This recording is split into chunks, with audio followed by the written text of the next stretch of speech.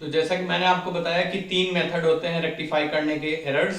पहला मेथड जिसका कोई नाम नहीं है, सिर्फ मेथड 1, 2, 3 के नाम से ये जाने जाते हैं। अब आप अपने स्क्रीन पर देख पा रहे होंगे मेथड 1 की क्या क्या सुझाव हैं अगर आपकी आपकी गलती पहले स्टेज में हुई है।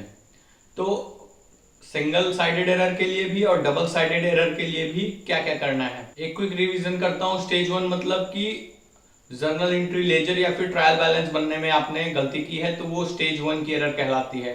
ट्रायल बैलेंस बनने के बाद और फाइनल अकाउंट बनने से पहले अगर आपकी एरर हुई है तो वो स्टेज 2 की एरर कहलाती है। और स्टेज 3 की एरर मतलब कि आपने फाइनल अकाउंट बनने के बाद वो एरर की है। तो जैसा आप देख पा रहे होगे कि अगर गलती आपने स्टेज 1 में की है और वो सिंगल साइडेड एरर है तब उसके लिए कोई जर्नल एंट्री पास नहीं की जाएगी। अगर डबल साइडेड एरर है तो उसके लिए जर्नल एंट्री पास की जाएगी।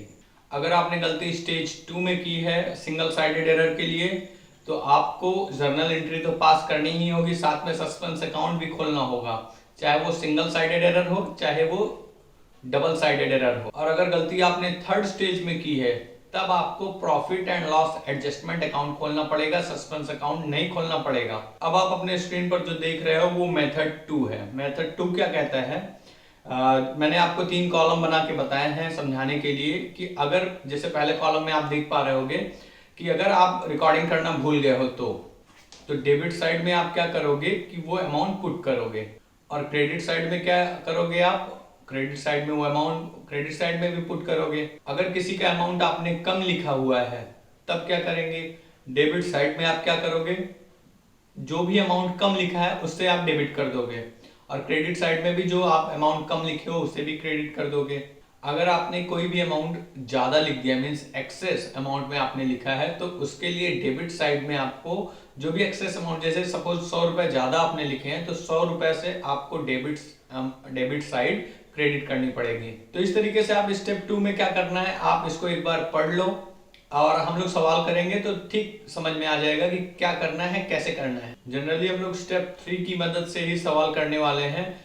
स्टेप 3 में आपको क्या करना है आप स्क्रीन पर देख पा रहे होगे कि सबसे पहले तो आपको ये पता लगाना है कि गलती कहाँ हुई है। थ्योरी के लिए आप इसको नोट डाउन कर सकते हैं, ये तो सिर्फ थ्योरी है, लेकिन एक्चुअल में कैसे करेंगे हम लोग, हम इस सवाल की मदद से देखते हैं। आप अपने स्क्रीन पर देख ही पा रहे होगे एक ट्रायल बैलेंस जिनमें कुछ गलतियां दी गई हैं। मीन्स इसको एक ऐसे बुक कीपर ने रिकॉर्ड किया था जिसको प्रॉपर नॉलेज नहीं था, तो हम लोग कैसे रेक्टिफाई करते हैं चलिए देखते हैं। The following trial balance has been drafted by a bookkeeper for the preparation of final accounts of Norman Limited as on December 2016. Redraft the correctly. ये जो ट्रायल बैलेंस है वो किसी एक ऐसे बुक कीपर ने किया है जिसका अकाउंटिंग का नॉलेज नहीं था प्रॉपरली, इसलिए उसने गलतियां कर दी। अब उस गलतियों को कैसे सुधारा जाए, सिंपली अगर इस तरीके का सवाल आपके एग्जाम में आता है तब तो आपको चांदी है, क्योंकि इसमें कोई जर्नल एंट्री पास नहीं करनी है, बस आपको ट्रायल बैलेंस फिर से बना के देना है। तो चलिए डिस्कस करते हैं पहले पॉइंट से। तो पहला पॉइंट जैसे कि स्टॉक है 1,92,000। ओके, तो अब हम लोग स्टार्ट करते हैं दूसरे पॉइंट से करेक्शन करना। दूसरे पॉइंट से मैं क्यों कर रहा हूं ये अभी आपको पता चल जाएगा। सबसे पहला पॉइंट है कैपिटल।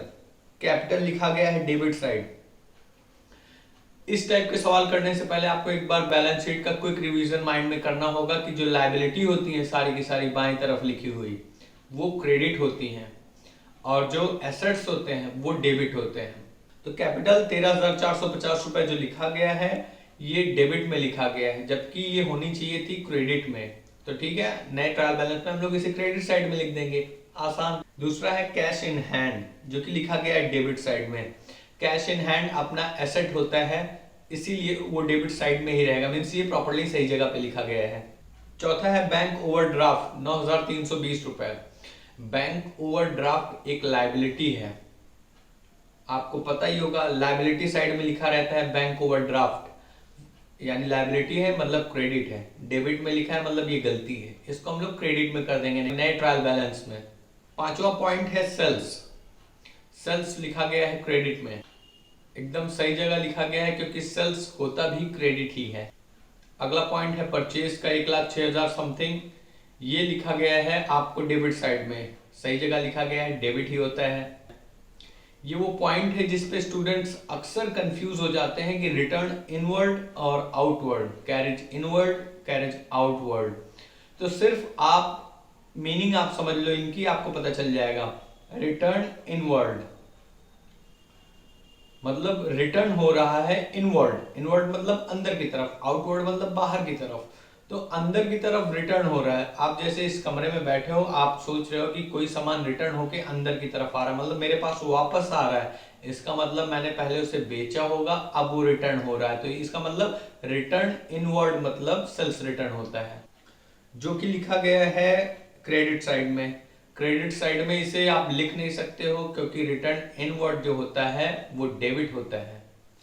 अब आता है return outward. Return outward debit side लिखा गया है, नहीं, रिटर्न आउटवर्ड क्रेडिट साइड में लिखा जाता है। तो कैरेज आउटवर्ड को हम लोग लिखते हैं क्रेडिट में, और ये लिखा है डेबिट में, तो यानी कि ये गलती है। हाँ, कैरेज इनवर्ड को इन्होंने क्रेडिट साइड में लिखा है, क्रेडिट में ये नहीं होगा, ये होगा अपने डेबिट में।